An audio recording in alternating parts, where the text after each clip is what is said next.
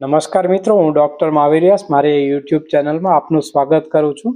આજે આપણે ટિનિટસ એટલે કે કાનમાં અવાજ આવવાની સમસ્યા વિશે વાત કરીશું. તો આવો જાણીએ આ તકલીફના શા કારણ હોય છે, શું લક્ષણો હોય છે અને હોમિયોપેથીમાં આનો શું ઉપચાર હોય છે. તો આવો શરૂ કરીએ.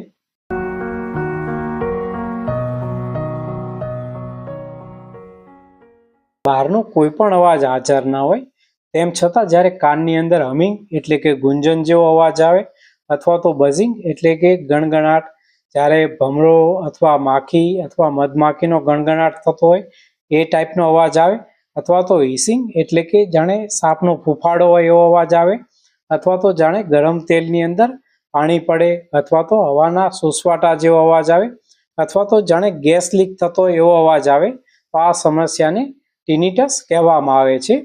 આના પ્રકાર વિશે વાત કરી તો મુખ્ય આના 3 પ્રકાર હોય છે અને સર્વપ્રથમ અને સર્વસામાન્ય એનો પ્રકાર છે સબ્જેક્ટિવ ટિનિટસ.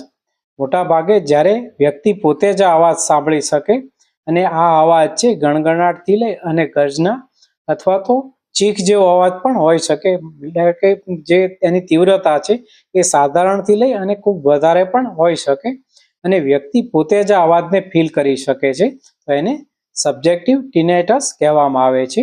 એનો બીજો પ્રકાર છે ઓબ્જેક્ટિવ ટિનિટસ.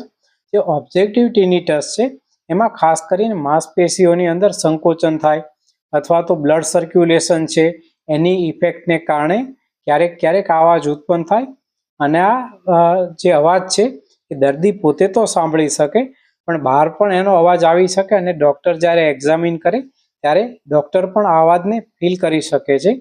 એને ઓબ્જેક્ટિવ ટિનિટસ કહેવામાં આવે છે. અને એનો થર્ડ અને રેર પ્રકાર છે સોમેટો સેન્સરી ટિનિટસ.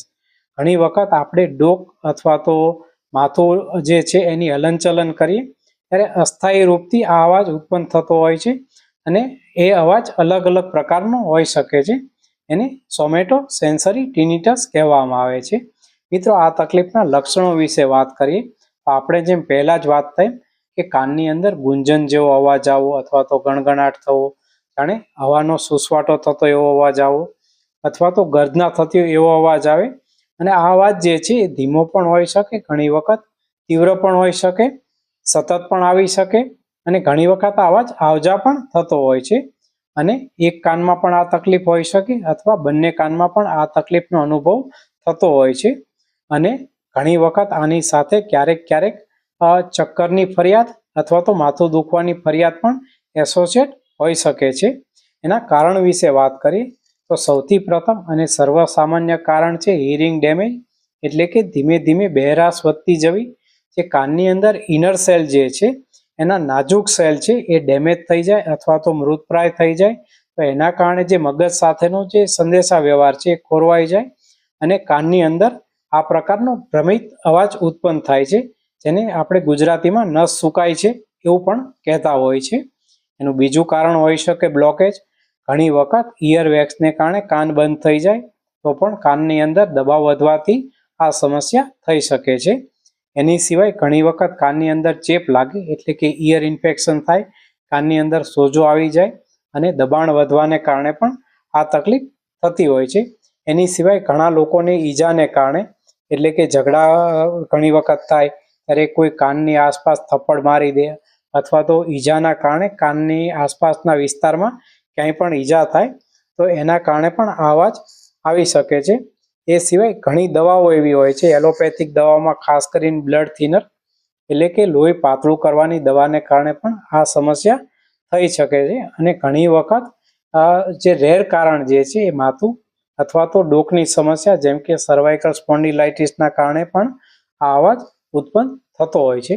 મિત્રો, એના નિદાન વિશે વાત કરીએ તો જ્યારે આપણે ડૉક્ટરને ખાસ કરીને ENT સર્જનને બતાવે ત્યારે એ લોકો ડોક, માથું અને કાનનું ફિઝિકલ એક્ઝામિનેશન પણ કરતા હોય છે અને સાથે ઓડિયોલોજિકલ ટેસ્ટ કરાવવા પણ આ તકલીફ માટે અનિવાર્ય ગણી શકાય. ટિનિટસની તકલીફથી બચાવવા માટે આપણે તીવ્ર અથવા તો તીક્ષ્ણ અવાજથી બચવું જોઈએ.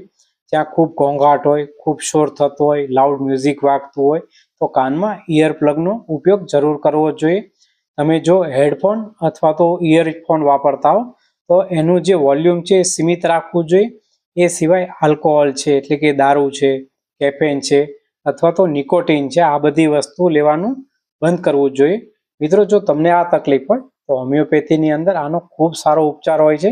તો આવો થોડીક હોમિયોપેથિક દવાઓ વિશે વાત કરીએ. મિત્રો, એની સર્વપ્રથમ હોમિયોપેથિક મેડિસિન છે નેટ્રમ સિલિસાયલિકમ 200.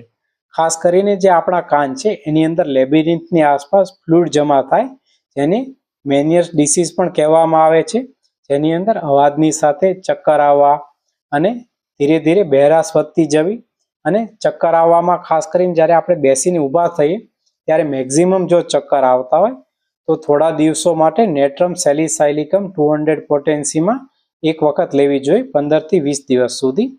એની બીજી અને ખૂબ મહત્વની દવા છે ચાઇના 30.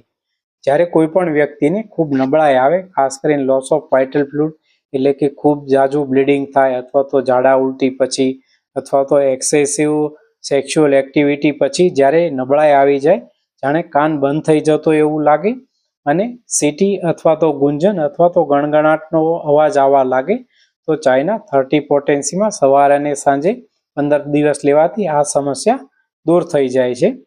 અને એની થર્ડ હોમિયોપેથિક મેડિસિન છે એક મધર ટિંક્ચર છે જેનું નામ છે ચિનોપોડિયમ ક્યુબ.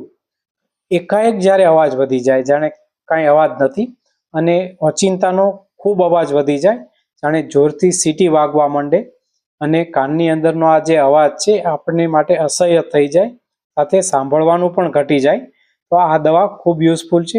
અને એની અંદર એક બીજું લક્ષણ છે, જે આપણા હૃદયના ધબકારા છે એ કાનના અવાજ સાથે સિંક્રોનાઇઝ થાય, તો ચિનોપોડિયમનું મધર ટિંચર 10 ટીપા દિવસમાં 3 વાર 5 કપ નવસેકા પાણી સાથે લેવાથી ખૂબ જ ફાયદો થાય છે.